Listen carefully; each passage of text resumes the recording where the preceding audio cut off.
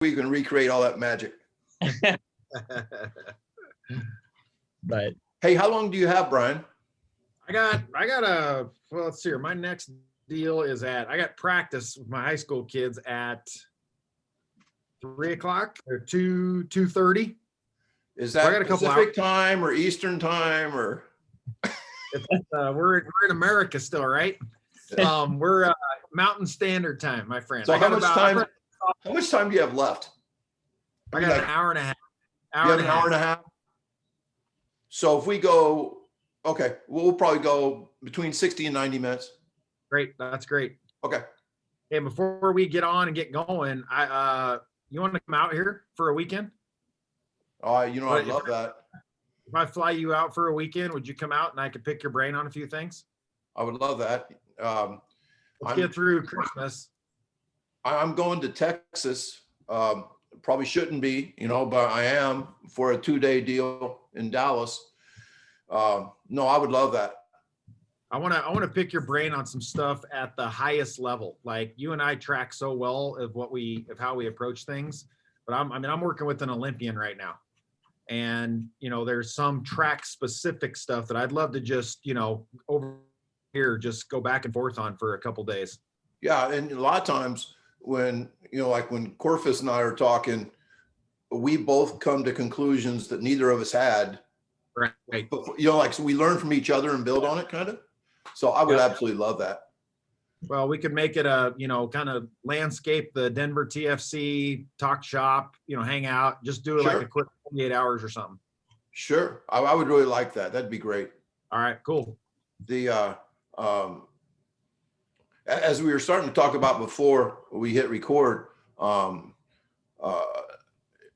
kind of mad at you because it's like, 3 pages of notes here. And there's so much stuff that I don't do that it's made me question everything. And that's what we do this for though. And I was telling you that I loved what you said about reconfirming, like TFC reconfirms a lot of the things that you already do. And I think I almost feel sorry for a real young coach that attends TFC because they don't have a foundation yet. Right. And it's almost like they get sent in too many directions. Would you agree with that? Oh, 100%. Yeah. I think, you gotta have a foundational base of where you're headed before you can start into all the fancy stuff. I've been at this for 25 years. So I kind of know a little bit of what's worked, what hasn't worked. And so it's easy to grab, hey, Tony's doing this different deal. How can we fit that into our programming? That's a real easy fix. But when you present, you're presented something that blows what you do out of the water, it's like, where do I go from there? So I'm also thankful. I mean, you and I have a lot of similarities that way. I mean, I just did it all myself for a lot of years before I started, reaching out to other coaches and, really reconfiguring what I do for the last 15, 20 years. Right. And the stuff that at this point in your career and my career, the stuff that we find that we love, we have to decide whether or not it fits with our foundation and what we do. Now, that doesn't mean that some coaches should not throw away their foundation. Right. Some foundations are bullshit, you need to blow it up and start over again. But yeah, I think that we're very lucky. But even with that, I think I've gone through 7 presentations, and I think this is my 6th or 7th podcast. And my brain is almost burnt. There's so much great material that I just have to start sleeping more or something. Well, I mean, I've heard you talk, I don't know how many times now, and I watched your presentation on the flight back from Miami. My wife and I took a little vacation, and I wanted to call you when I got back and say, man, that's one of the best presentations I've ever heard you. And it was all the same stuff, but it was the way you put it together. And I heard some things differently than I hadn't heard before. And you can listen to the same person 12 times over and get, different results each time. I totally agree. Matter of fact, I've probably had maybe 200 conversations with Chris Corfus. Yeah. Yeah. And my next one will be one of the best ones. It's always right. It's almost like, like there's some people like Chris that it's like I will constantly learn. There even stuff that I rehear. I don't know about you, but I'm the type of person that I have to rehear something like 20 times before I figure it out. Yeah, I'm not smart enough to learn it on the first 5 times, so I definitely need 5, 6, 7 times over. I think I knew.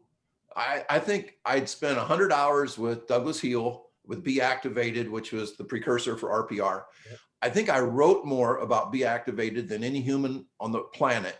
Sure. But yet I was one of the last people to actually get my hands on a kid and work on it. Right. And so that's just the way I am. It just takes me a long time to feel comfortable enough to finally do it. Now, you've dabbled into RPR now, right? Yeah, we use it every day. We use it both in our track and field program and in my private sector facility. We use it with every athlete we train. Now, everybody does. I mean, RPR is RPR, but the implementation is just fascinating. I mean, this past year, even though it was an abbreviated year, was the first time, okay, previously for like the last 5 years, I would take my table to a track meet. Yeah. And all my best sprinters were totally addicted. They had to have it done. We ran faster because of it. We had no soft tissue injuries. We had a couple cramp situations that weren't injuries, but still RPR fixed that as well. So last year was the first time I went from me working on kids only in performance situations to actually doing it in our warm-ups. Yep. And to do that, I think I did in a way that nobody else does it. How do you do it? Well, yeah, I mean, in a similar fashion, I used to just work on kids myself in kind of a very rudiment way of active release.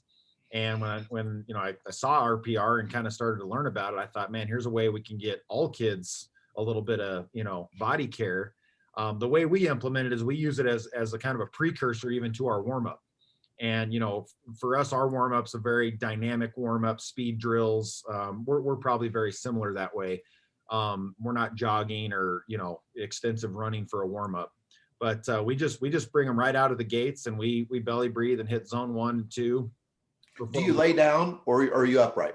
We've been upright. I tried the lay down thing a couple times with, I know JT does some lay down RPR out in California. So we've tried a couple times, but I've just found, especially in a small group setting, or even with our entire track team, we just take the track, they start their belly breathing. Then we go through zone 1, zone 2. They know the routine now where I barely even have to do it. We might be setting up a drill or our free lap for the day. And we just say, let's get your RPR in, guys. And they know the routine now themselves. What's the total time? I'd say we're under 2 minutes. You are. Okay. That's interesting. So they are going pretty quick. Mm-hmm. And how many points do you think you hit? We take them through. We go belly breathing. We go the 3 zone 1s. Zone 1, diaphragm, psoas, glutes. We go quads, hamstrings, calves, and core. Okay. And lateral sling. And lateral sling too. So you're hitting around 7 points. I mean, obviously, and that's why I asked, because you can do so much more than that. Like my son Quinn was in charge of doing it for their varsity football team at Andrew High School. And he did it where they'd hit 1 point and do a drill. Yeah. And hit another point and do a drill. And he had, even though they had no players miss a game all season, which, that's anecdotal, but still he felt like it was like swimming against the current. It was hard, and they didn't get buy-in from the other staff members. So they'd be like drinking coffee and talking while he was working with like 70 kids. Right. And so what I did was kind of like you, I just asked the guys, give me 90 seconds of your time. Yep. I want 90 seconds where nobody freaking talks. Yep. And I did it along with them. And if somebody talked or something, I'd say eyes. And if they still did it, you're gone. Yeah. Come back tomorrow. And so it probably lasted 2.5 minutes, but I asked for 90 seconds and I really liked it.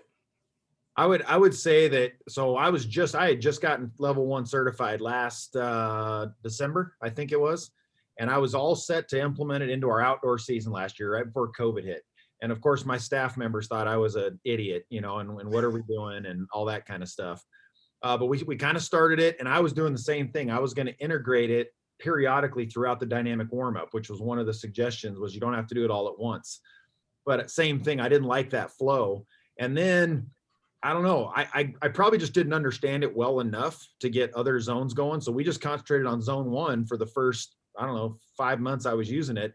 I had Ayers out here from California. He visited for a couple days. And I said, practice one day, I said, hey, you take the kids through RPR, show me how you do it. And he just got out in front of them and went through this little routine that was super user-friendly, super seamless. And the kids just, it's like they bought in right then and there.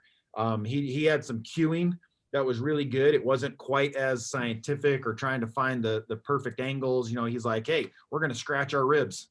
Let's go. Let's scratch our ribs. And he kind of, the way he went through it really was digestible for a high school kid. So we took that and ran with it, and it's been really good ever since. And now I'm opening a facility here in about 3 weeks, and we started implementing it with our in the private sector as well. First thing they do when they show up, we take them through it before we start doing anything. Well, first of all, if that Ayers guy had a little enthusiasm, he could be a pretty good coach. If he could just come out of his shell a little bit. Yeah, he's so timid, and so, I mean, I worked with him on the podcast a little bit about just, the enthusiasm makes the difference, and I think he understands. He's going to try to do better, but he's got a motor, that's for sure. Oh my goodness, what a guy! I mean, and to think, what a cool story that was, where I thought for sure that you knew him because you gave him credit at TFC last year. Yeah. And so, me being the social media nut I am, I actually texted him and said, hey man, you're getting some cred in Chicago right now. He goes, wow, what? I said, well, Kula's giving you some credit. He goes, Kula, who's that? And so anyway, and then how you and I met. Yeah. What's that?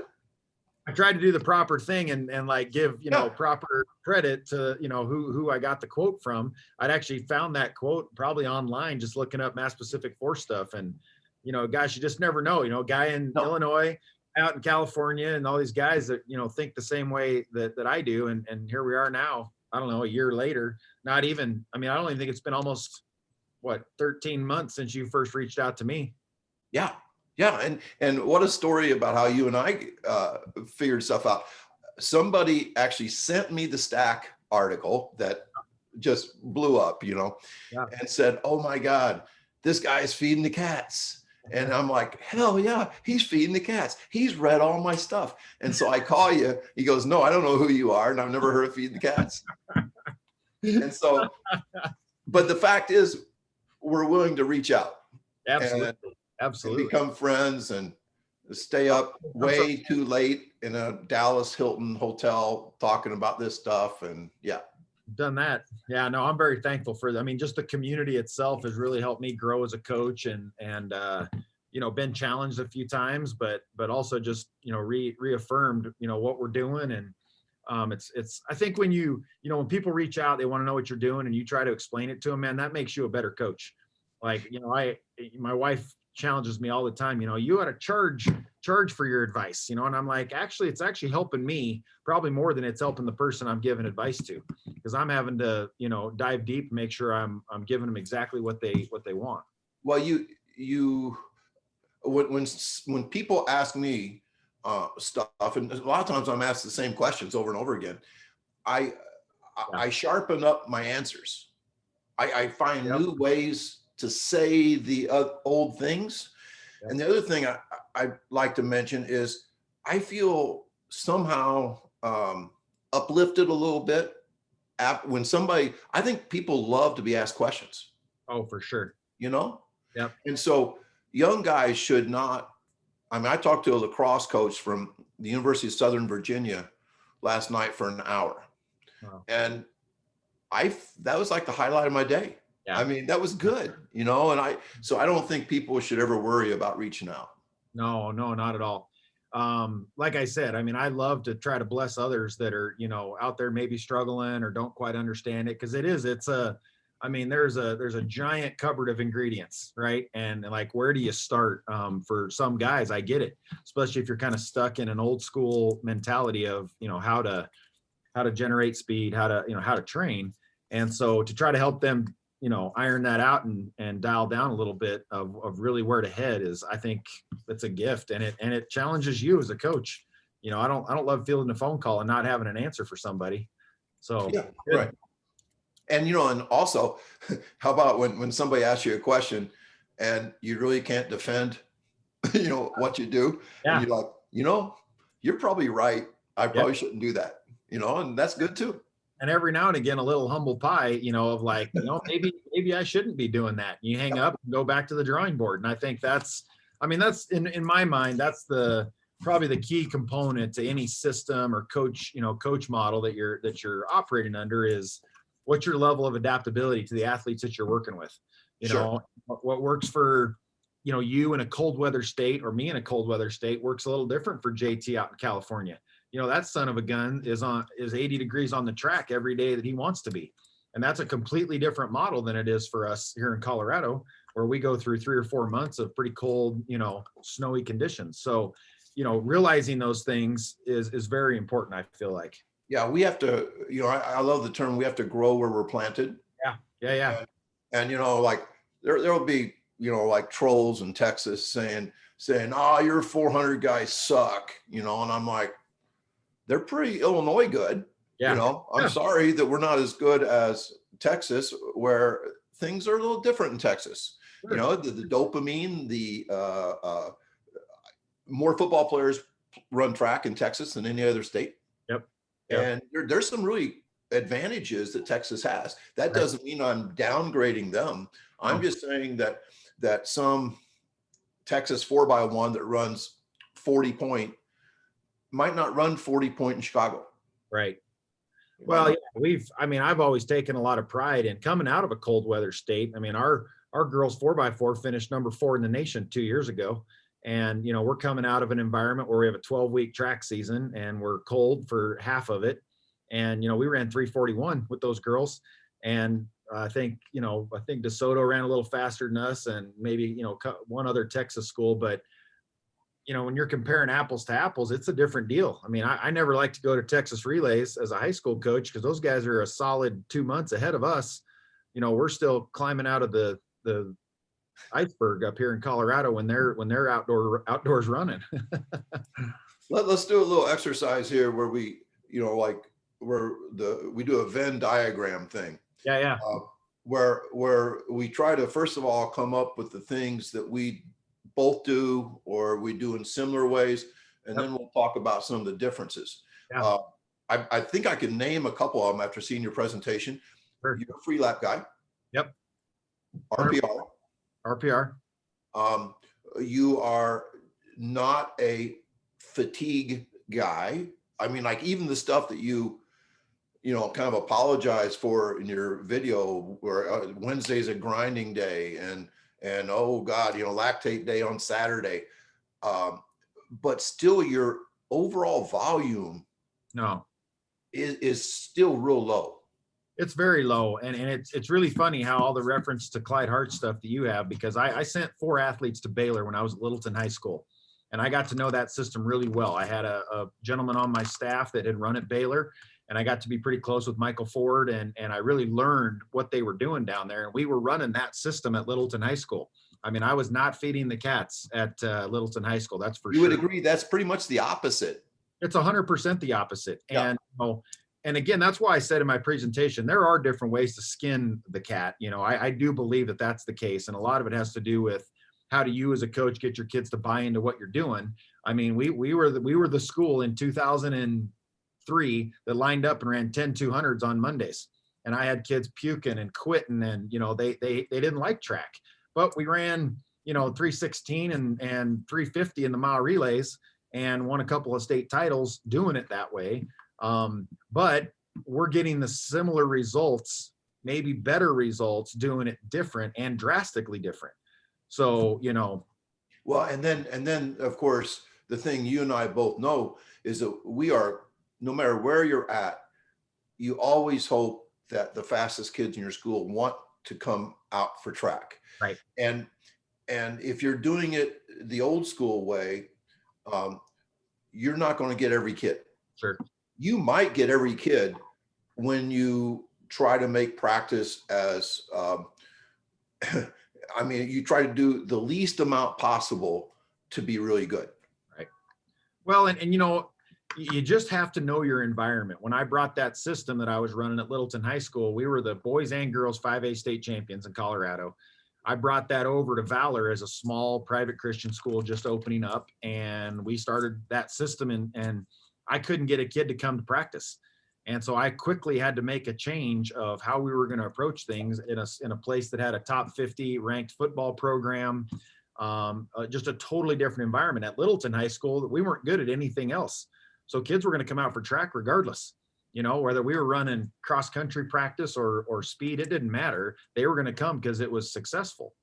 So, but, you know, and even nowadays, I mean, even here, I have a few athletes that need or desire a little more, you know, whether it's how they were raised or their mom or dad was in track. And so they ran them on a bunch of hills as little kids, and they just kind of feed off of some level of volume. You know, you have to be able to, I think, identify those athletes and give them what they need.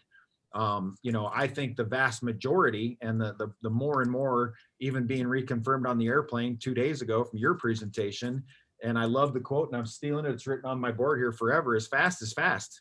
That's that's to me, in my mind, that sums up exactly what, you know, everybody argues about. Somebody who is fast is going to be fast at any distance. So, you know, the max velocity of a kid is hugely important. And they're even fast when they're tired. 100%. Well, that's the Christian McCaffrey thing that everybody asks me about. You know, you only train him 4.5 hours a week and you never run over 30 yards. How does he play 4 quarters and get 96% of the plays in, you know, in a game? Nobody in the NFL does that. Well, his, you know, it's the 80 mile an hour deal. You know, his speed reserves are so high that he doesn't even have to be in full speed to be faster than everybody around him. So, you know, it's been proven in multiple different venues with different athletes, professionals, high school kids, track, football, basketball, where these kids go back into their sport in shape or you know, with an aerobic capacity from doing a bunch of anaerobic work. It's been pretty cool to watch. Yeah. Yeah. You know, you could even take that fast as fast and flip it to the other way. And this is interesting. You know, like after a 400, I think the guy that is the least tired after a 400 is the guy who won. Yeah. And the guy that's the most tired is the guy who got last. that for some reason slow tires more than Sure. fast does. And you and I both know why, is because fast is efficient, it's Right. elastic, there's not much of an energy cost. Right. Whereas muscular, slow, non-elastic uses a shit ton of energy. Sure. And they get tired. And I kind of started out, I mean, I've always loved the sprints. I was a decathlete by nature. But, you know, I kind of thought I'd hang my hat on the 400 meters because I saw it as an event where we could really have a much higher ceiling for improvement for kids. You know, it's like, you know, I'm only going to have X amount of sub 11-second sprinters, but man, I can make a whole bunch of sub 50-point quarter milers through just a bunch of hard work. You know, it's kind of where I started my career. But then all of a sudden I started realizing that, okay, we're trying to formulate what you can run in the 400 meter dash. Where do we always start? We always start by what's your 200 meter PR. And then we work backwards from there of the differential and the fatigue factor. What determines your 200 meters? Yeah, you're exactly. Your 100, right? Exactly. And so and what all those determines your 100, you know, so it all backs into speed.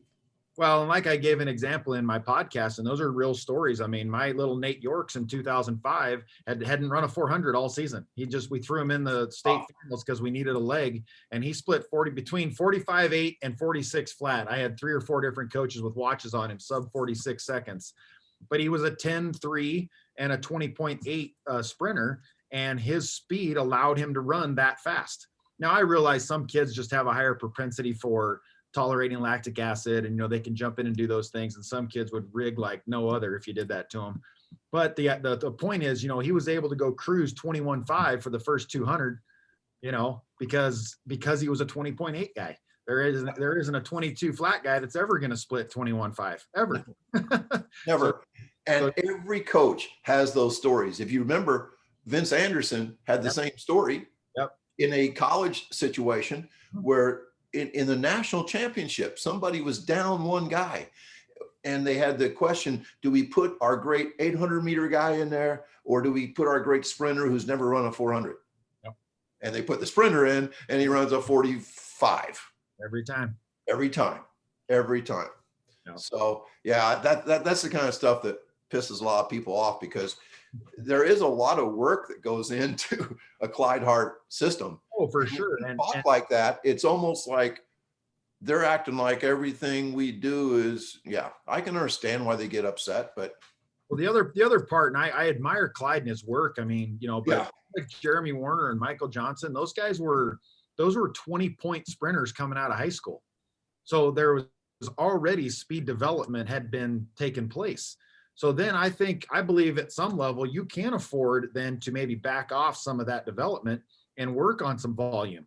And so to take a Clyde Hart system, which is really built for the collegiate professional athlete, and try to implement it in high school is borderline stupid. And yours truly fell, hook, line, and sinker for a couple of years. I did until I was 40. Because everybody did it. That was the prevailing wisdom. Well, and frankly, if you really look at it, it doesn't take a whole lot of, not effort, but it doesn't take a lot of knowledge to run the dog tar out of kids, right? I mean, it's pretty easy to run a 10x200 workout. When I used to have those workouts, I loved those days. Those were easy for me because I stood there with a stopwatch and all I had to do was motivate kids to finish, and now in a max velocity day or an acceleration, day, there's a lot of setup, there's a lot of formulation, there's a lot of coaching, there's a lot of cueing. It's more than just run your butt 200 meters and get there in 30 seconds. Yeah. It's teaching kids how to run properly. And I think that's the separator. Yeah. You're herding cats, not an easy task. No. So that stuff, I love talking about that. And, something that people don't talk about enough is like, I look back when I was a freshman in high school, I was 6'2", 140 pounds. Yeah. And just compare that with Michael Johnson when he was a freshman in college. He was a man. Yeah. And so for us to plug in to 15-year-olds, the same thing that Michael Johnson's doing at Baylor. Yeah. I understand why they did it, because Baylor had success, but also there's a cross-country factor. A lot of high school coaches are distance coaches. And those workouts kind of help feed your cross-country program. Sure. And so they like it. Sure. Well, and again, I've had distance coaches in the past that, hey, we got a speed workout this week. Well, yeah, what are you doing? Well, we're running, 15 400s. And now I'm scratching my head going, what an idiot I was to buy into that was a speed workout, for those guys. But even our cross-country coach here, who you could argue is one of the better guys in the country right now, having coached a couple of the top kids around, on one day a week, he runs fly 30s with our cross-country team. Hey, do you know what's his name? His name's Greg Copeland. Okay. He's been here with me as my distance coach and our head cross-country coach, I think for about 8 years. But our girls are currently ranked in the top 5 in the nation. He had one of the top 3 boys in the country last year, Cole Sprout, who's off to Stanford. But he's done a phenomenal job, and he's done it with lower mileage speed workouts. It's very, very frequently he walks in my office and says, hey, can I put a 4x4 on the track this weekend in our track meet with our distance kids, which is a little bit of a different model than what a lot of distance guys want to do in regards to lots of races, lots of mileage. Now, one of the things that would be, you've done a lot to influence me on this, on the whole Barry Ross underground secret propaganda, but, and of course, JT as well. But one of the things now, am I right that we're both coaches' kids? Yes, sir. But my dad was he was like a college basketball and baseball athlete, and he was a basketball coach. Your dad was actually in the weight room. He was, yeah, he was. I would call him, my dad was just really low key. He never really aspired to go out and, maybe do what I've been trying to do here recently with a business and all that stuff. But that guy was what I would call one of the first high school strength coaches around. I mean, back in the 70s, he was deep into the Russian training model and Eastern European stuff, and bigger, faster, stronger. On the very front edge of that stuff was Greg Shepard, I believe. Yeah, I loved it. And my dad was all about that. He built the weight room at Windsor High School in 1982 by himself. He knocked walls out. He started the weight program at Windsor High School. And when did he have his first universal gym? oh boy, well, I think there was one in the weight room when we moved into Windsor. And yeah. But to his innovation, he got rid of that thing and put in racks and platforms and started Olympic lifting and doing all the things that are now so in vogue. My dad was doing in the early 80s. And just, like I kind of told the story of when I was 14 years old, I was about $105, and he put me in a powerlifting contest. And I think I broke our school record, 195-pound deadlift for my little freshman. But I look back now and I know exactly why he was doing it. And I think he was light years ahead of his time of understanding the importance of training. I won't even say weight training necessarily, but he understood training and athleticism. Now, it's interesting that the S&C world today is not very old. No. I mean, we're talking like it was at the end of the 60s. Yep. Before some football program said we need to start lifting weights. Right. And they hired a bodybuilder, Boyd Epley, at Nebraska. And not all of a sudden, slowly a profession grew from that. Right. And, Nebraska was starting like 218-pound offensive tackles back then. Yep. Only like one guy on the team could lift over 280 on the bench. I mean, it was just a totally different game.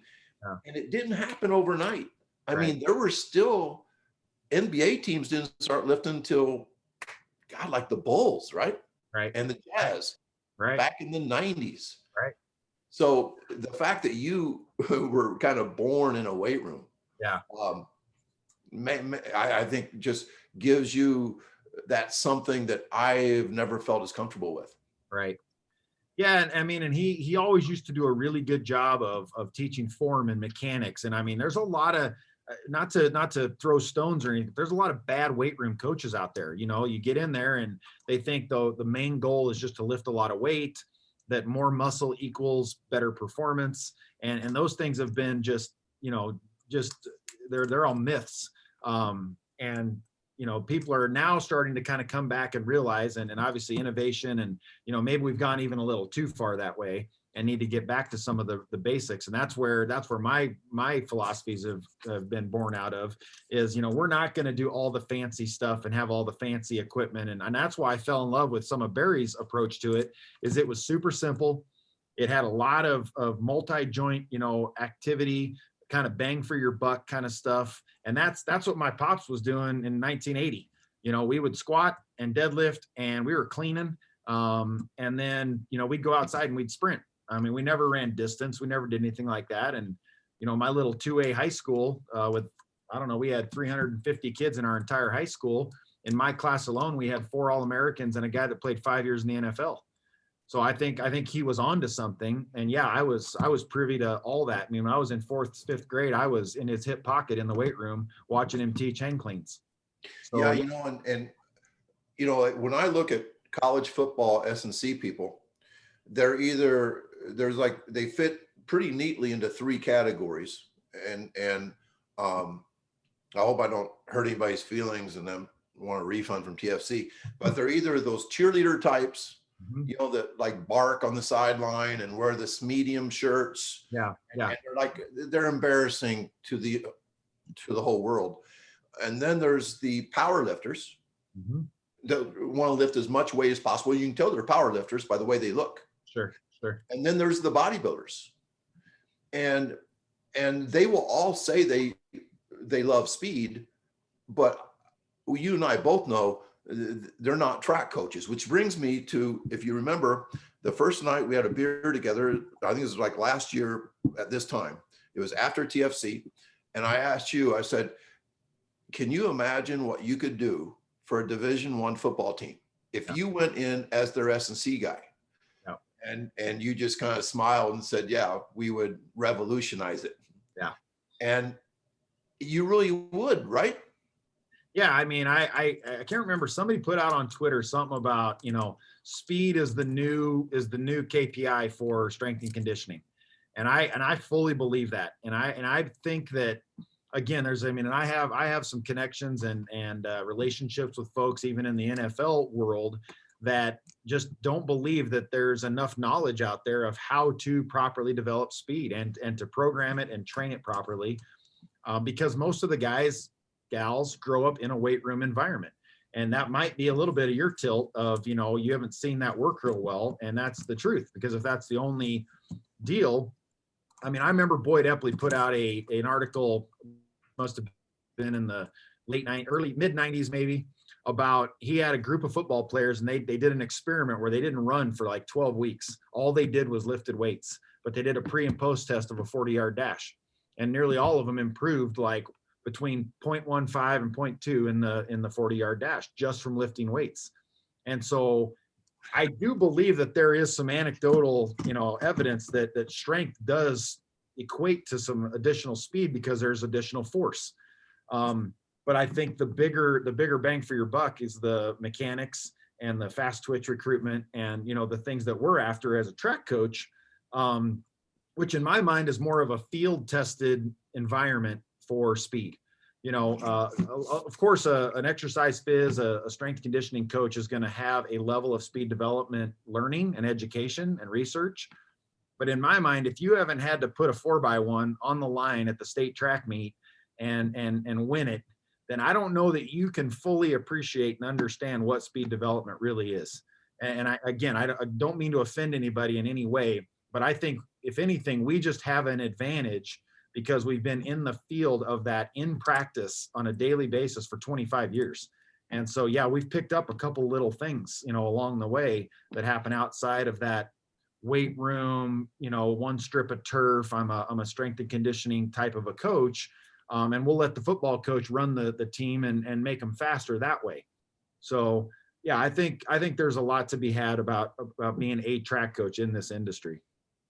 Would you agree that somebody can drink our Kool-Aid and say that we are going to make speed the priority without hurting strength? No. I mean, I think, again, I hesitate to be so black and white about it because, I mean, I've lived in two different worlds, right? I coached football for 21 years. I've coached track and field. I work with NFL football players. I also work with professional track athletes, and I work with freshman female high school athletes. So I have this deal, and I don't know that, you can just dismiss weight training for a football player in a contact sport. No, So I'm not talking about dismissing. I'm saying that you could make speed the priority without losing weight room strength. no. You understand what I mean? Like you don't have to, like I just believe that prioritizing speed does not hurt strength. Oh, 1,000%. Yeah. It enhances it. It enhances it. Yes. By training for speed and increasing fast twitch, you actually will increase strength in the weight room. I mean, there have been studies shown of speed work and having increased max performances in the weight room without additional weight training. Yes. And I think that's a real selling point to like college football, S&C or professional football. But, I wouldn't want to have that job because I wouldn't want to be told what to do by the head football coach. No doubt. I would hate that. I probably field 1 to 2 emails or phone calls a week that says, hey, we love what you do. We'd really love to implement it. But man, my head coach, I just can't, he can't wrap his head around sitting for 5 minutes in the weight room. He can't wrap his head around 3 fly 10s for our workout for the day. And so, at some level, I say, well, here's what it is, and here's the evidence, and here's arguably the best running back in the NFL. But if they are too stubborn to listen, then I can't help you much. And then there's also, after a loss, some S&C people are told, I want you to punish them. Yeah. Like they double down on conditioning and stuff. And Vince would call that a 14-point turnaround. Instead of getting faster that day, you made them slower. Yep. And that's double bad. Sure. Well, and we went through it. I mean, my dad was really good at what he did, but they weren't a lot different back in the 80s. We went without water, and we ran what we called pro sprints, which was a goal line to 5, goal line to 10, goal line to 15, goal line to 20, all the way for 100 yards. And we'd run a couple of those on a Monday following a game. Talk about emptying your tank early in the week. I'm amazed we won any football games in high school, but I mean, we overcame it. We're pretty talented. Well, and dumb always beats dumber. Yeah. When every program is doing similar things. Right. Probably the funniest story I've ever heard, a private school, one of those cheating private schools. I'm sorry, your school's private. I'm sorry about that. But anyway, one of these cheating private schools around here, they would put the water thing like a quarter mile away from the field and make guys sprint to the water and sprint back. And the seniors got smart and just said, F it. We don't need water. Yeah. Smartest guys on the team. We don't need water. So many stories. I mean, my youngest son was their varsity football program, which thought they were progressive. They actually did like a 100-meter sprint for every point they gave up. Wow. That's on Monday. And not only does that make you hate Monday, but it ruins Tuesday. Right. Because they gave up a lot of points. Sure. Probably because they didn't practice defense enough. I don't ever like to come off as like, so pretentious that we don't ever have a little bit of a tough session for kids to challenge them mentally. I mean, I love, your lactic workouts. Your 4x4 predictor is a tough workout. I mean, our kids, they like the end result of knowing where they're at, but that's a hard workout for them. And that's 3 150s, so it's not like you're afraid to lay it down every now and again. And you understand that, a 200-meter dash in a track meet it's a hard race for kids. It tips them over a little bit. So, occasionally. Yeah. Just occasionally though. I mean, I think that's the difference is not hammering. So too. And I was having this dumb debate webinar thing with the guy last summer, and he was like making fun of my workouts that we don't work hard enough and stuff. And I know what he was really upset with. I said that my lactate workouts are so hard that I literally apologize to my kids before we do it. I told him, I said, this is really going to suck. Yeah. I mean, and he's like, apologize? Who apologizes to their kids? We want to teach them to be tough. I go, you think my kids aren't tough? Yeah. They're tough. They killed themselves that day. Right. And I was authentic with them. Okay. So anyway, yeah, there's some misconceptions out there, but I think that 4x150 or 3x150 or the 3x200 predictor are two. Matter of fact, the 3x150 is harder than the 3x200 because you have to go so hard. Right. I mean, it's just, oof. And I've done those type of workouts my whole career, and I think they're valuable. And I can even look back at, when we used to be more volume and when we really got the most out of our kids was when we'd have those, just pushing the ceiling, being up in the 98, 99 percentile, which again, now lets me reflect back on, okay, when we're going to do something, should we ever do anything really slow? It almost takes me back literally to the first coach I ever tried to copy and I read about, and I can remember the old magazine. I wish I could remember the name of it, but Bill Carson at East Carolina, who was he's an old timer. He's passed away since, but he had, they did everything in spikes. Everything was fast, always. And I remember that resonating with me of like, well, that's really fun. First of all, kids love to put spikes on, and they love to run fast. I didn't love to line up and run intervals in college. I mean, I think I quit track 12 or 15 times in my mind, over some of those workouts. So it certainly has, again, a lot of it is what is your approach? what's your end game? For me, my end game is we want to be competitive. We want to run fast, of course, but we also want to have a bunch of kids that feel like the track program's a family. They love, it's the best part of their day. Some of your stuff talking about practice is the best part of the day, not the worst part of the day. And we have that going on. Kids love to show up, even on a tough, they call them terrible Tuesdays when we start a little bit of our tempo work on a Tuesday or lactic workouts, but they still show up and they're happy and they know it's going to be one hard day out of the week and they can brush it off with an off day following. And, the other days of the week, they can't wait to get there. So what's your end game? And I think a lot of your concepts, a lot of the concepts that we utilize is tilted towards that. Can we still be relational with the kids? They know we love them, and we're trying to do things that's the best thing for them. And I can't ever imagine when somebody's just dogging a kid, yelling at them and back on the line and you're going to puke, and that the kid actually thinks that you really care about them, So. Yes. I was going to ask you, when you're talking about lactate, I just saw this. Yeah. Is there, okay, your training in McCaffrey in the off season definitely mimics what football is all about. I mean, you're definitely using the ATP PC system. You're ignoring, you're going to get aerobic benefits, but you don't have anything that's aerobically focused ever.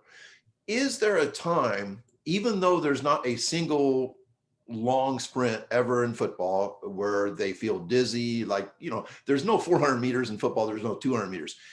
Is there, in your mind, a place for like an end of the week lactate session, or no? Never. I think so. Never. And it might be different with him than it would potentially be maybe with your high school football team, but with an NFL guy, and I've considered those things, because when I program for Christian, I literally sit down and program it through the lens of a track coach. And how am I going to develop his max velocity, his acceleration? And, and that's how we part the week out. Even on a change of direction, agility type of a day, it's through the lens of pushing through the ground, acceleration, deceleration, all those things. And it's kind of like, I'm not an expert in change of direction agility. I feel like I'm an expert in linear speed development, and all I've done is taken those concepts and those principles and applied them to change of direction movement. So I guess, to get back to your original question, we don't do that stuff ever. I don't feel like in a football game, you ever reach a level where you have to tolerate lactic acid.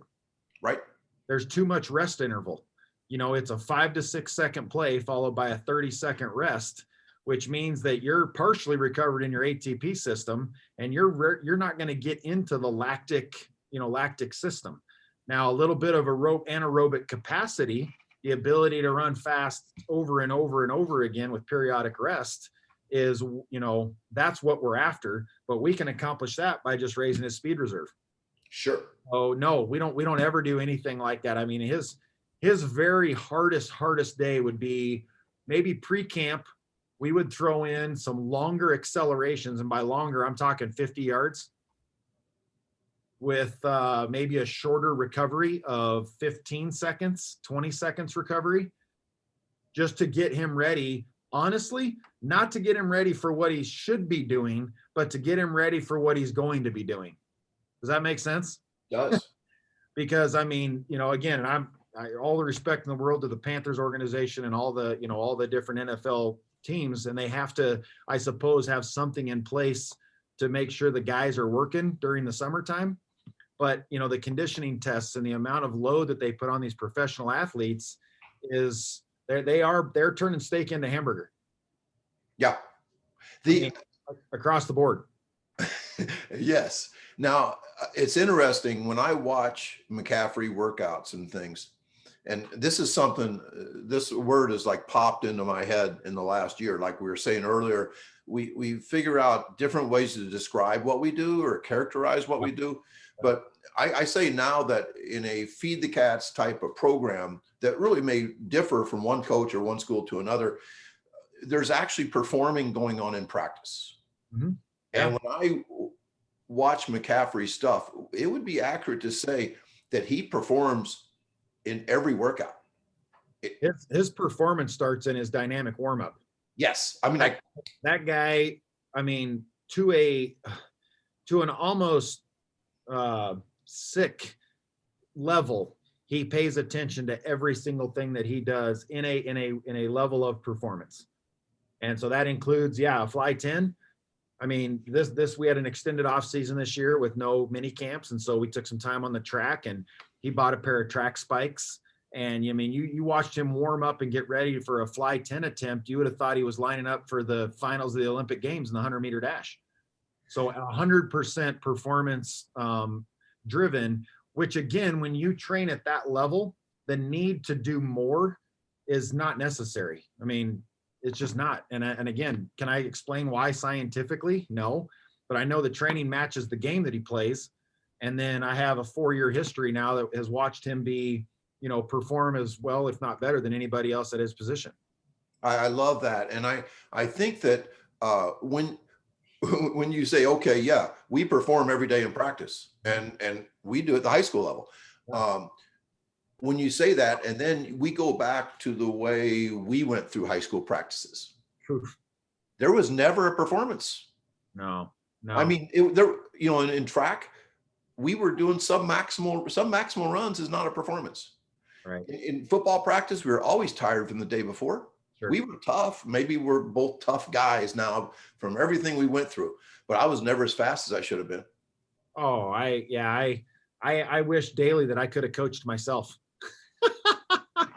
We would have been Olympians. We got a little joke, us coaches sitting in the stands, like, if I could coach that kid, boy, he'd be really good, right? We all have that mentality.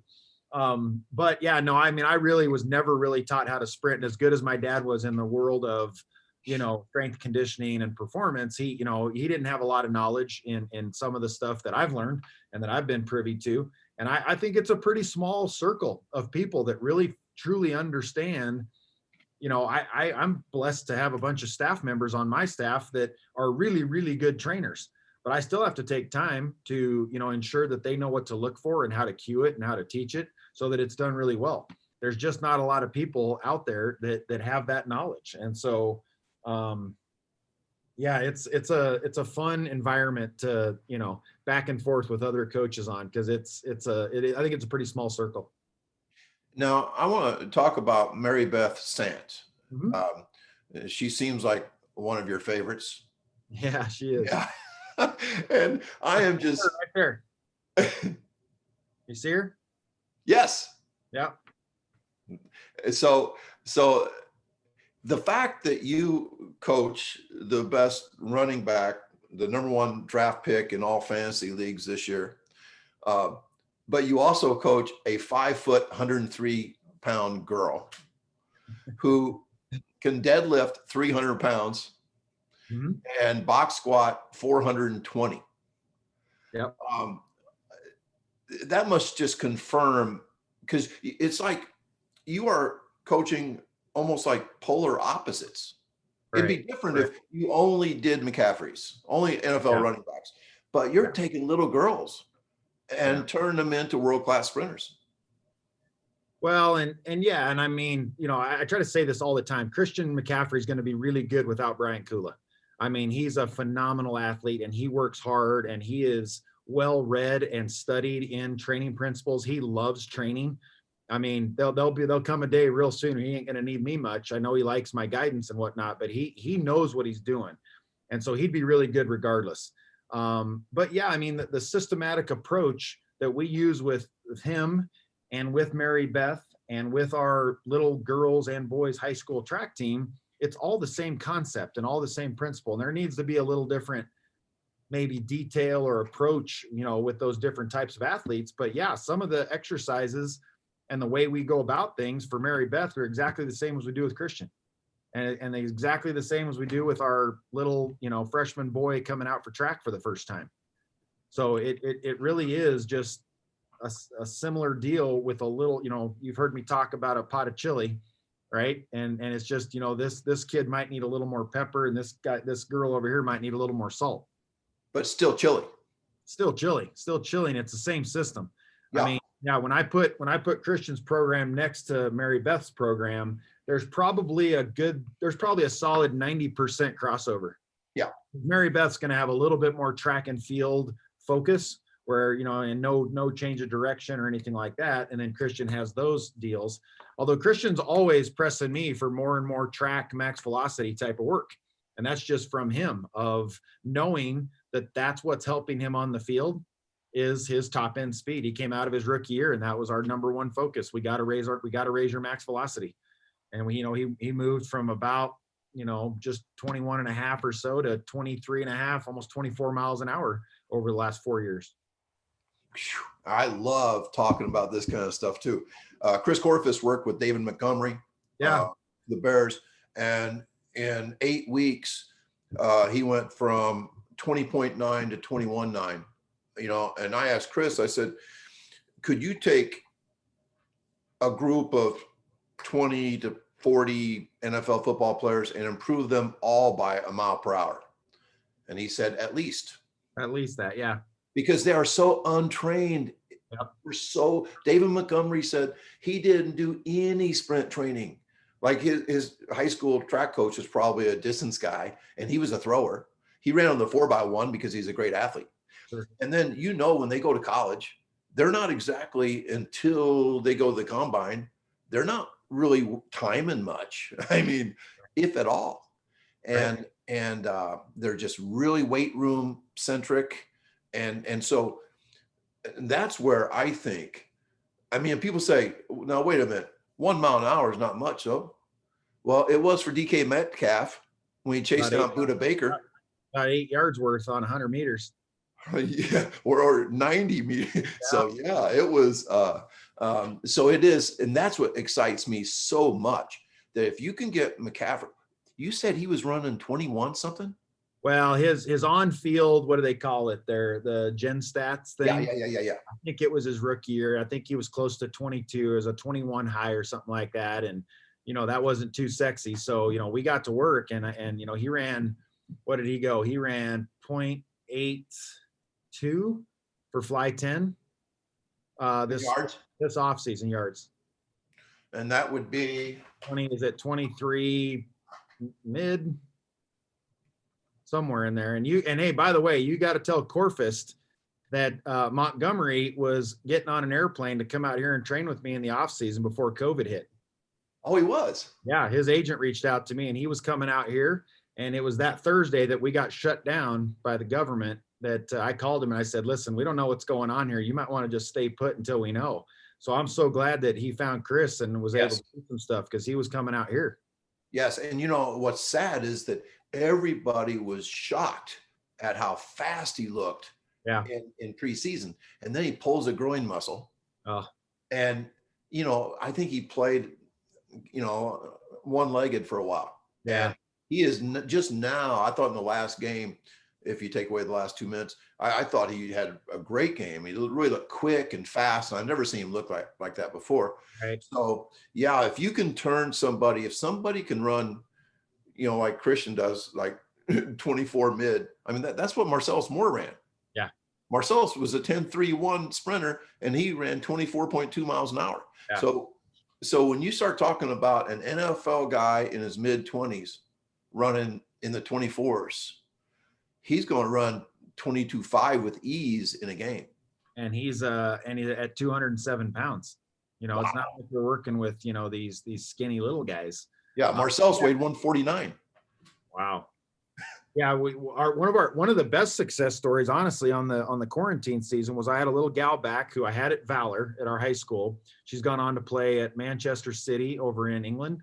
They just won the FA Cup. And she trained with me for, 6 weeks while she was home. And she was 18.9 and got to 21.7 in 6 weeks. And she was, we're talking a girl that had been playing professional soccer for 5 years, graduated from Texas Tech, got drafted in the first round and had bounced around, pro teams. So it's not like we were starting with a rookie, but she had never really done any kind of timed runs, real focus on speed since high school. She ran a little track for me in high school. In my opinion, she was both untrained as a sprinter, but also detrained. Yeah. I love the word detrained because so many of the conditioning things that soccer coaches do, because they say, okay, they got to run 9 miles in a soccer game. So we got to train all that jogging. Well, jogging don't win soccer games. It's the burst of speed that wins. And there's, if you don't train that, right, you can't do it. right. And we really focused on her speed, and then she goes back, and it's like in my mind, it almost, once you've trained speed, it's almost hard to go backwards. That's the other thing that I love about it, because she went over there and they started playing their season, and they're doing some mild trainings between, games and things like that. But she ended up testing at 22 miles an hour while she was over there, and ended up being the fastest girl on her team. There's not many 22-mile-an-hour girls in the world.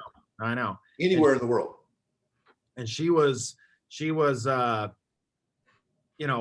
going from didn't play much to then she's playing more, and and then was the featured girl holding the cup in the FA Cup deal. She plays for Team Canada as well. If you remember the gal that scored a goal in 30 seconds in the Rio games, okay, like an Olympic record, it was her that scored the goal.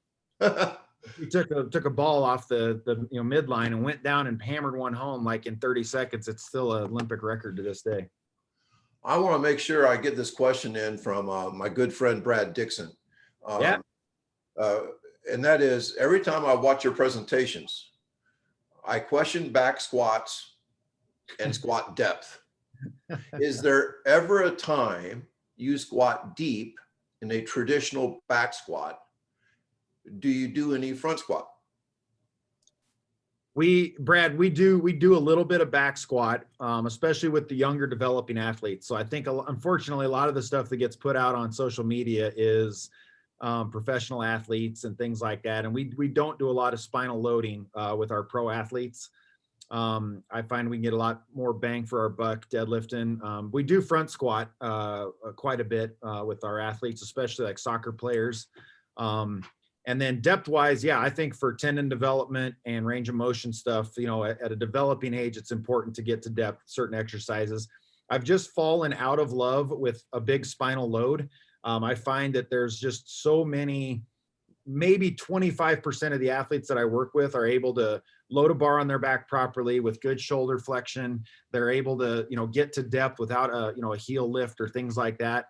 And the amount of work that it takes to get a kid into those positions to get what we're trying to accomplish, which is an anabolic response and strength output, just isn't worth the time when we can put them on a hex bar deadlift and accomplish nearly the same thing.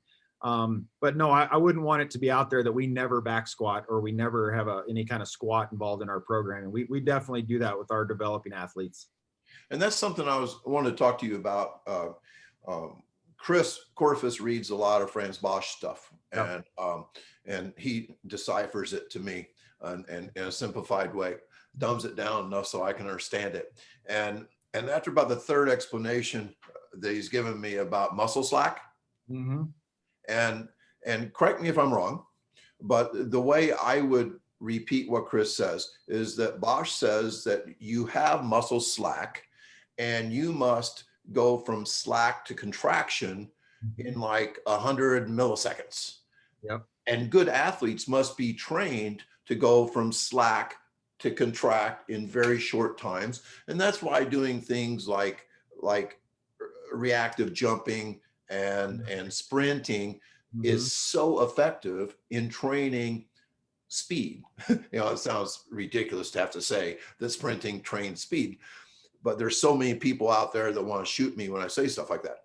So they go on to say that Franz Bosch says, as soon as you load a weight on your back, slack is gone. Right. And so you are not training the same type of slack to contract that you would normally use.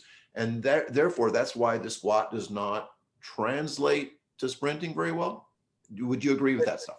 I would agree with that, and which is exactly why we box squat and pin squat quite a bit, where we try to break that concentric eccentric chain to allow for some slack to where we get that contraction similar to sprinting or a movement pattern. So it's much more like specific of a movement. It's not as general as just a good back squat. And I think there's really good stuff around, you know, the core stability and strength and mobility.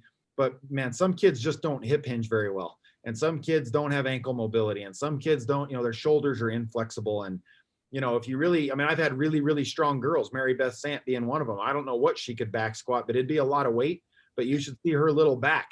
I mean, it looks more like my wrist than you know, a human's back. I mean, she's tiny. And so to put 300 pounds on her back with a bar is just way too much risk reward for me for a high end athlete than it is to have her pick up 300 pounds and hit, you know, 7 muscle groups that are there's a crossover. You talked about the Venn diagram. I think six of those 7 muscle groups are still being utilized. Yeah, and at risk of sounding like somebody's never been in the weight room, what is a pistol squat? Pin squat. So Pin squat. I'm sorry, I couldn't even. Yeah, pin squat is kind of it's a modified version of a box squat. So instead of sitting on a box and then, you know, breaking that eccentric movement into a concentric movement on the way back up, you just set the safety pins at a certain level where you lower the bar onto the pins and then push it back up. It's very similar to a box squat. It's almost the same movement as far as that goes. A little safer in regards to not having to worry about their low back and having any kind of relaxation in their core. So we've just used both variations. Excellent. I'm glad we got that out there. There was somebody else that had a question. William asked, do you have any videos for the dribbling and stick drills? Now, the presentation had a lot of that. Do you have anything that's more expanded? You know, I don't. And you know, a lot of this stuff, it's funny. I'm headed down the business world of this. I've been an educational guy my whole life. And, you know, we're opening our own facility and suddenly a whole bunch of people want some of the stuff that we offer. Yeah. And, you know, we will likely probably put some of that stuff together and package some things for coaches that want it. We do, you know, we have a Bounce Fire series, a couple videos floating around, out there, but nothing done professionally like JT and I did with the Mass Pacific Force, which is a nice clean look at, you know, kind of how to implement it and all that stuff. So I don't have anything on hand that I could send in regards to like, here's how we teach a dribbling series or stick drills and things like that outside of what we put on social media right now. And where would they find, we want to make sure you get all the money you can out of that video. And so we would like for people to buy from your affiliates link. Where can they get that link? It's on coachtube.com. And okay. So my JT Ayers is our business guy. So I'm just the good looks. So you'll have to lean on him a little bit on that. And he might even have a link on his website actually at Coach Ayers Performance. But I think on coachtube.com, you can look up that Lifting for Speed, Mass Pacific Force. Is a video him and I put together in the last month. It's a pretty good look at how Barry and you know, originated it and how we have kind of modified it, made it work in our track programs. And what is going to be the course that everybody's waiting for that you're going to put in the Feed the Cats certification program? I think what we talked about that it's been a little bit idle because of the new facility. But we want to put together something for you for an off-season football programming, kind of in a Feed the Cats type of approach to that. Love it. That would be great. Let's see, there was something else I was going to ask you about. I'll check and see if there's any other questions first. All right, we're doing good there. Do you like the 23-second drill? I love the 23-second drill. And I got something for you. What's that? 26 seconds is the magic mark for your girls. So 26. If there's coaches out there listening that want a 1-for-1, I mean, I have a very here at Valor, for whatever reason, and part of it's because we have such a successful football program. I don't get a lot of guys out during the fall or during the winter. We're pretty much a spring track program with our boys, but our girls, I got about 35 girls that train year round, and so I'm able to do a lot of things with them, and a lot of the stuff that you do, coaching boys only, time wise and things like that, I've kind of taken and modified a few of them, and that's one of them. So 26 seconds for if you're a coach out there that want to do that with your girls. I have my little quarter miler. If you can get 4 girls that can cover 200 meters in 26 seconds, they're going to be hard to beat, right? Exactly. That's exactly right. I mean, it's same thing on the guys, and I don't know if there's a 1-for-1, but I do know that, my best boy hits 209 meters or 211 meters or whatever in 23 seconds. Our little quarter miler this year that's headed to Stanford, Camille Peisner, she'll run 53.8 this year in the 400 meters. She went 211. So, Yeah. at 26 seconds, and we really debated, do we go 23 or 27, 23 and 27, because typically when we do if we were to do tempo work, if you go back to Clyde's formulas, there's about a 4-second differential in his stuff from the boys to the girls. And so, but 4 seconds seemed to be long to me, and I'm thankful we did 26 because she might have run into the fence, Yes. but 26 seemed to be really good. I think we had 3 girls cover 200 meters in the 26 seconds. One of our faster girls wasn't at practice that day. So we might have a handy little 4x2 this year. Yeah, that's such a cool thing. Corfist, I didn't even know who he was. When I first saw him at a clinic in 2008, and he talked about the 23-second drill. And I was so intrigued that I showed up at 7 in the morning on a Saturday to watch him do this. First of all, I was like, what in the hell are you doing practicing at 7 in the morning on a Saturday? But I went in there and was very caffeinated and everything. And it was probably the most exciting track practice I had ever witnessed. Yeah. And I remember him saying that if we have 4 kids that can run 200 meters in 23 seconds in practice, we're going to win the state 4x2. Yep. And whether that's true or not, that adds to that performance aspect of practice. Right. There was never a buzz in the air in any workouts that I ever went through in practice, ever. But God, kids will chase that distance. They love it. And, it again, I've run a very similar workout for 15 years. And until I met you, I didn't have a name for it. I didn't have any necessarily like a distance mark or whatever, but it was kind of an all out effort for 200 meters or 150 meters or 250 meters, whatever our time of the year was. But it was a very similar workout. And then we added the time to it, little competition that way. And they look forward to it, man. They know we're running 23-second sessions. They don't necessarily love what it feels like when they're done with the second one, but they get jacked up to see where they're going to be. So yeah, it's been an awesome add to our program. It sounds so easy, doesn't it? Yeah. Guys, this is going to suck today. Coach, what are we doing? We're going to run 23 seconds twice. Yeah. You're like, what's the big deal? Right. And it is a big deal. Yeah. In fact, the picture of the little girl I put on my presentation up against the wall with one shoe off and everything, that was after her second 26-second session. And I don't know about you, but my best guys feel the worst at the end of it because they'll push themselves. Yeah, for sure. Marcellus Moore nearly died every time he did a lactate workout, but that was because he brought it. Right. Yeah, he's like saving it. He's emptying the tank. Yes, sir. For sure.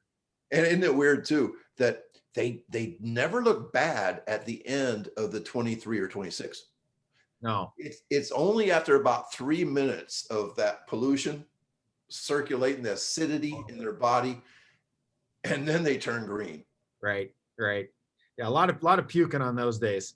I mean, that's what that lactic does to you. It makes you sick. Yeah, that acidity, man, it just kills you. How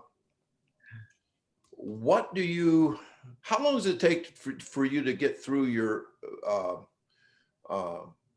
Boom Fire series? Man, that's kind of a loaded question because we literally have kind of a long version and a short version because we don't like I have been very guilty of wearing out our kids in warmups or wearing out our kids in drill work. And so we've created for that reason a long version and a short version. And so the long version is probably 20 minutes. Our short version is probably 7 minutes in regards to, and that would be an all-encompassing drill work day. We try to hit it every time we train. It's almost part of our warm-up. And then if we need additional drill work on top of that, for example, we do a little dribbling, we do some stick drills, we might do some You call them booms, I think, boom booms. We call them switches. Yeah. We'll add those in on top of that. So, total drill time might be 12 minutes on a top end day. And I probably know the answer to this, but I get the question all the time, because coaches want to like plug in stuff exactly the way we do it and all that kind of stuff. And I keep telling them, no, it's a way to cook. It's not really a recipe. Yeah. You could like change the speed drills or the boom fire. You could come up with your own boom fire series or whatever, but they're always wanting to know how much recovery. And I tell them I never measure it. I just kind of know it about 30 seconds, maybe.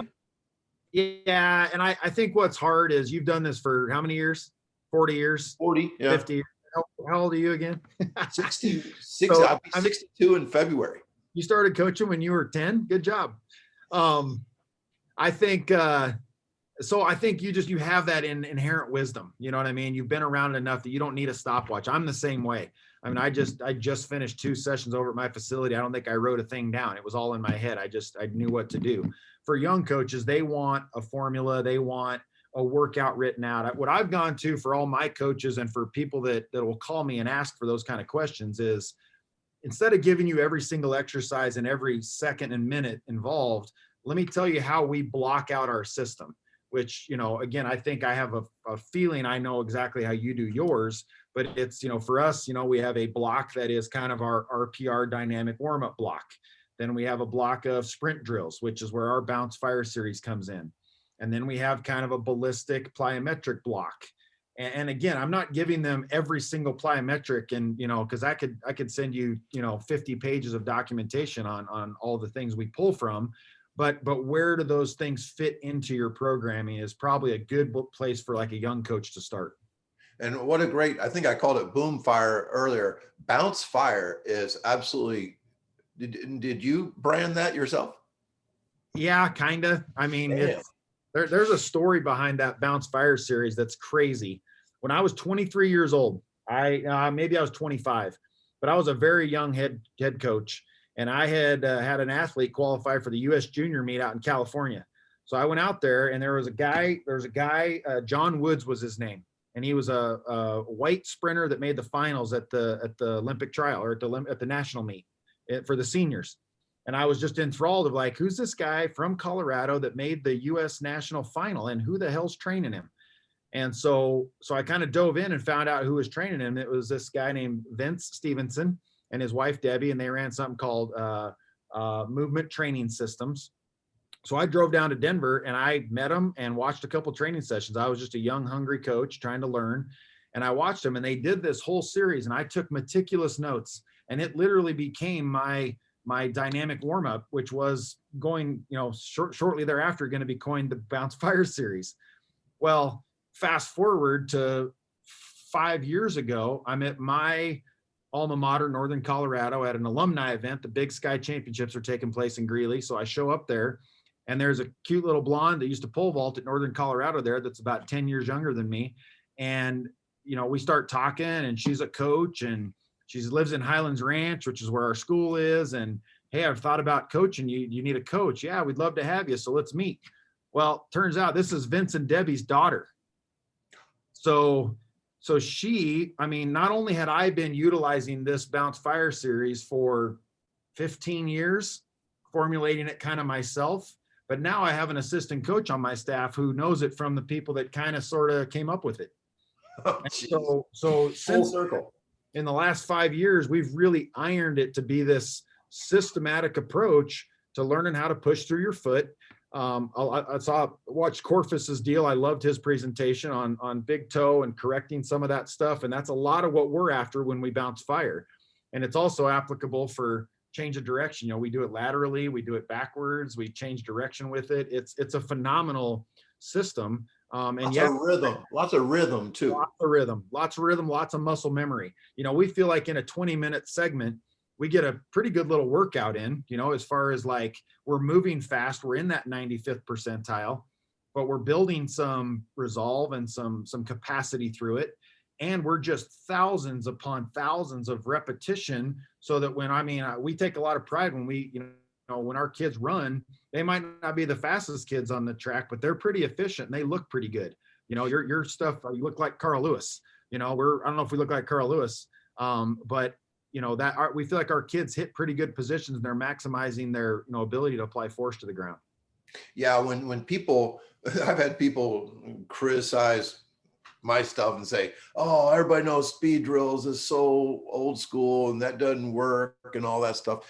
And what I say is, when the hell do you coach? Yeah. If you don't go through some type of exercise, rhythmy, skippy type of things, you can't coach when they're running full speed. So you've got to have something like that. I believe that, and I agree that, some people, speed drills don't make you faster. I think you're 100% right, where that's where all the teaching and all the cueing takes place. Because when you ask a kid to pin his ears back and run as fast as he can for 30 meters, they're not thinking about all those things. So you want to have hardwired those things through the drilling. And I believe that, what they do down at Altus, and, I've been privileged to spend time with Dan Paff, Vince Anderson. Those guys are some of the best speed minds in the world. And we can all disagree or agree about how we go about it, but those guys have coached good guys, and they all run sprint drills. They are hardwiring or self-organizing, the system to where they don't have to think about it when they're running fast. Yep. And then it also serves as a warm-up. 100%. Yeah. Yep. I mean, gone are the days like, if you ever see my kids jogging for a warm-up, come find me and put me in a headlock, because we do not jog. Our warm-up starts with an RPR, and then we go right into drills.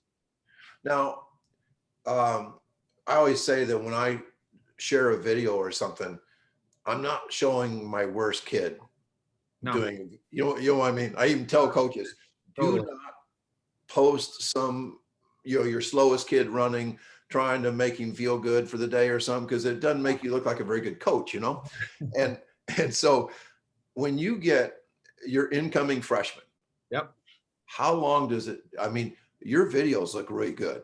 Yeah. How long does it take them to figure it out? I say for some reason, there's a magic mark of 6 weeks. We start to see some big improvement in 3 weeks, but in 6 weeks time, and again, yeah, of course, I'm going to post Christian, and I'm going to post, Camille Peisner, and I'm going to post some of these kids that are really good because they look really good. And of course, it makes us look better.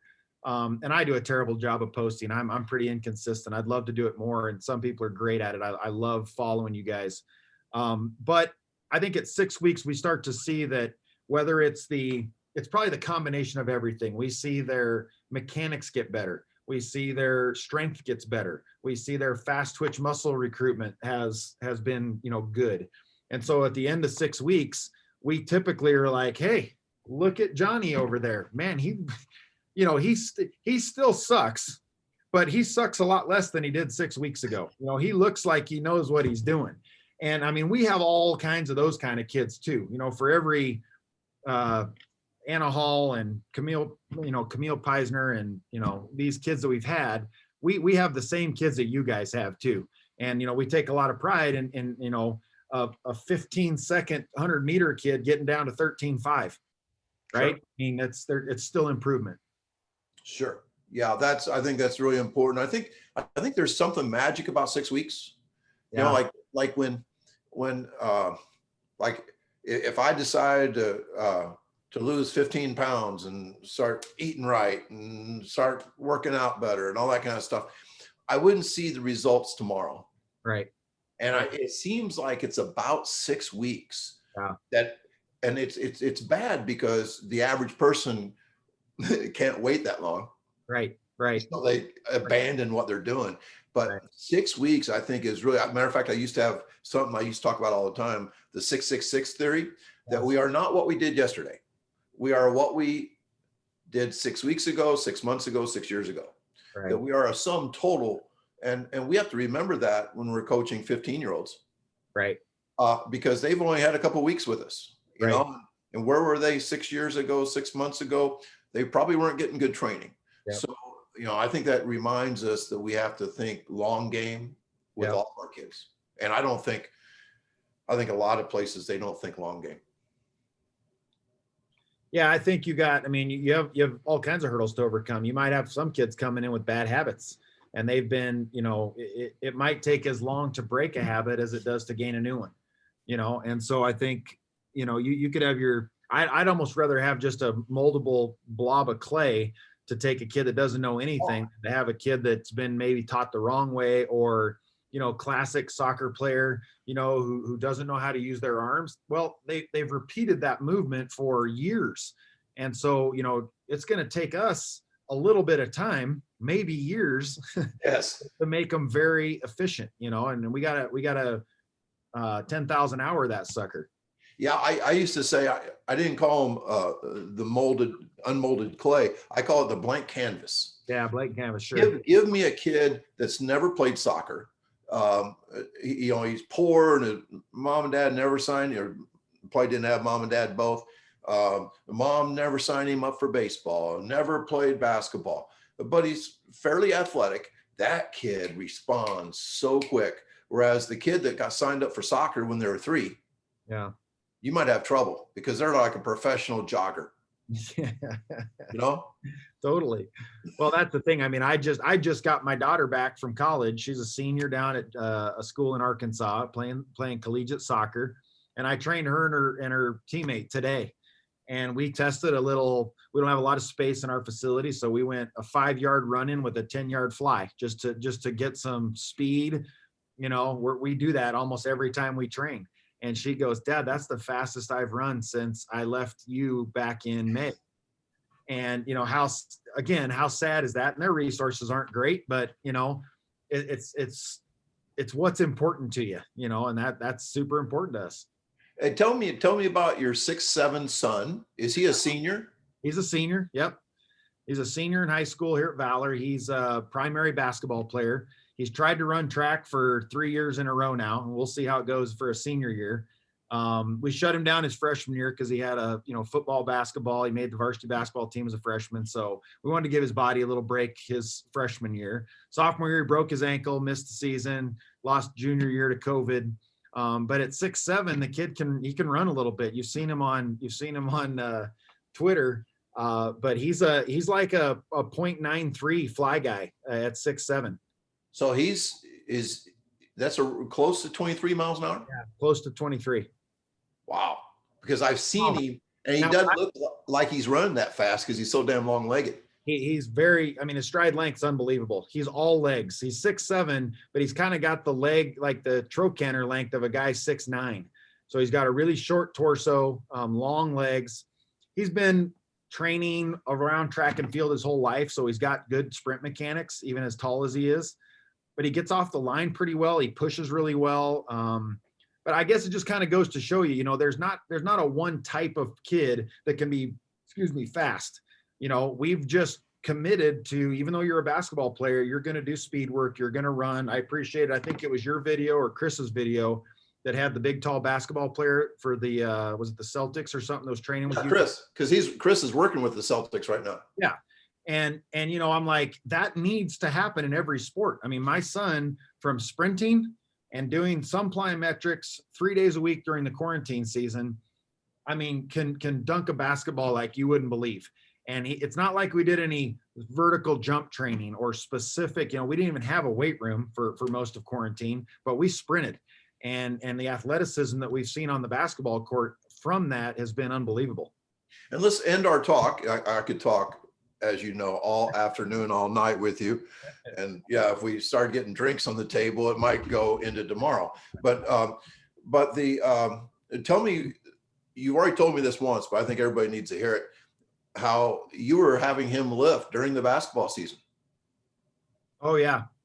Yeah, we implement our mass specific force system for all of our athletes during season. So we lift. Our basketball team lifts twice a week during the season. So on non-game days, they're gonna go in and do a heavy deadlift with a plyo, and we keep all the sets and reps really low, but we keep that nervous system on deck. I can't remember, maybe it was Craig or somebody put it out on Twitter about, you have to liven up the nervous system about every 3 or 4 days, or it kind of goes offline for a little bit. And so during even competition stuff, even Christian lifts heavy on Tuesdays, and Thursdays we do a nervous system workout with some med ball throwing and movement type jumping to keep the nervous system live for Sundays. And I think it's just so important to understand that specific force type of lifting, mass specific force, where you are doing only concentric, has no next day cost. There's no soreness, and it just Right. throws out the window the whole no pain, no gain bodybuilder mentality. And Yep. so your basketball players can go through this. Yeah. Yeah. We had our entire basketball program lift on it 2 years ago. Saw incredible results. I mean, I literally think we had 11 out of 11 of our varsity guys could dunk a basketball.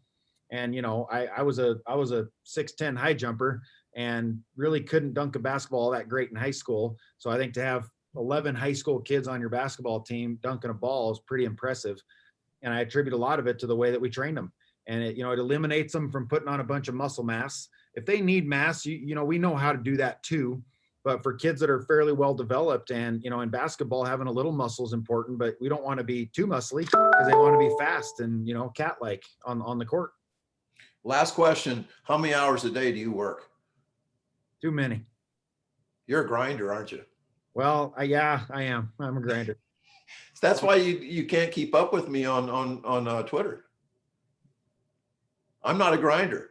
Well, that's exactly right. I'd love to do more stuff, post more, and do travel more, but I guess I tried to reinvent myself at age 47 and open a facility and stuff. So I've been pretty busy lately.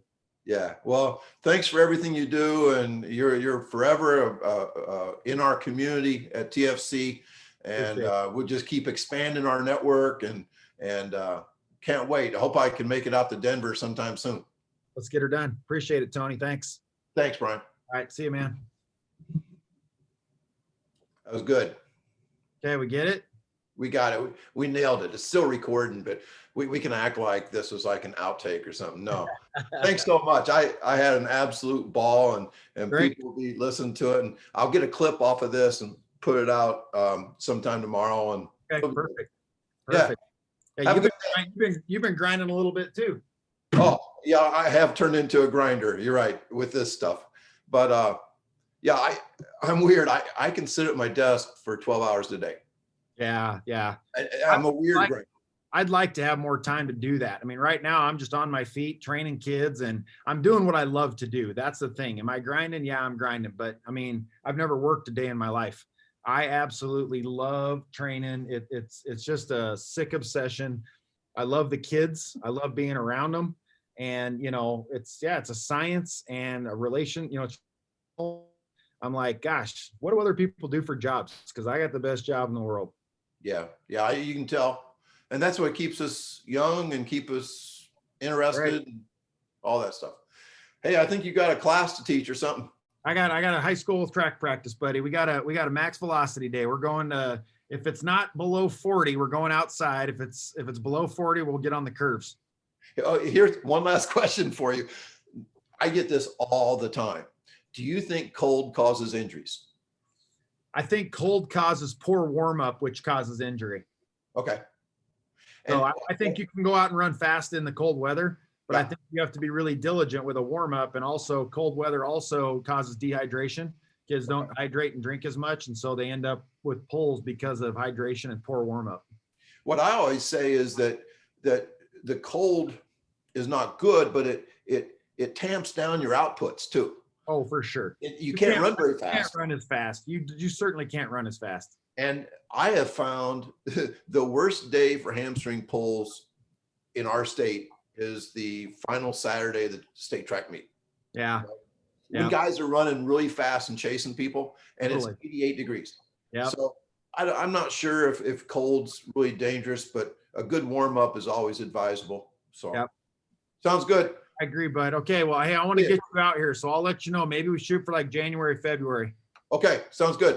All right. Take care. Bye.